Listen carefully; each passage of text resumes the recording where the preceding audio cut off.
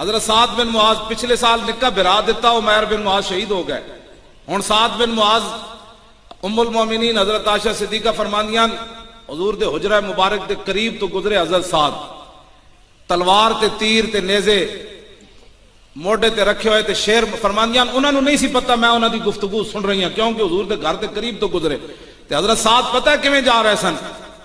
او ہن میں کھڑا ہوندا نا تے میں تانوں چل کے دسدا بھئی حضرت سعد کیویں جا رہے سن.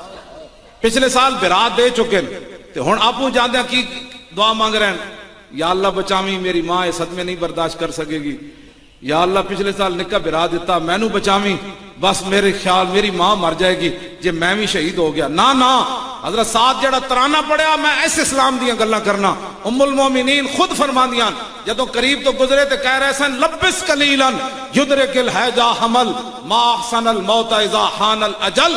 فرمایا سعد اور ٹھہر بھی جا، اتنی جلدی کیڑی ہے، ایک جنگ برپا ہونے والی، جے اج موت آ جائے تو اس موت دی کیا ہی بات. علامہ ندیم ما احسن الموت، ہاں جی علامہ اسرار عباسی یہ ما احسن کیوے فعل تعجب، فرما اج موت آ جائے نا اس موت دی پھر کیا ہی بات.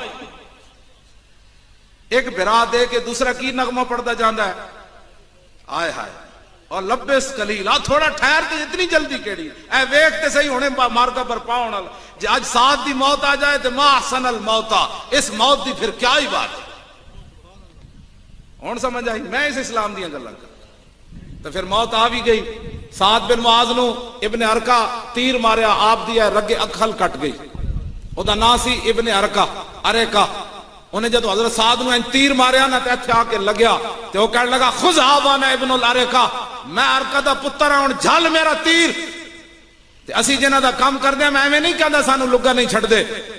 انہیں جدو حضرت سعد نو تیر ماریا نا تے حضور نے اپنی طرفوں جواب دیتا، فرما ارک اللہ وجہک فی النار، فرما تو میرے غلام نو تیر مار کے فخر کرنا، اللہ تیرا منہ اگ جلاوے. اسی جنہ دا کام کر دے خود اپنے غلامہ دی طرفوں خود جواب دیں.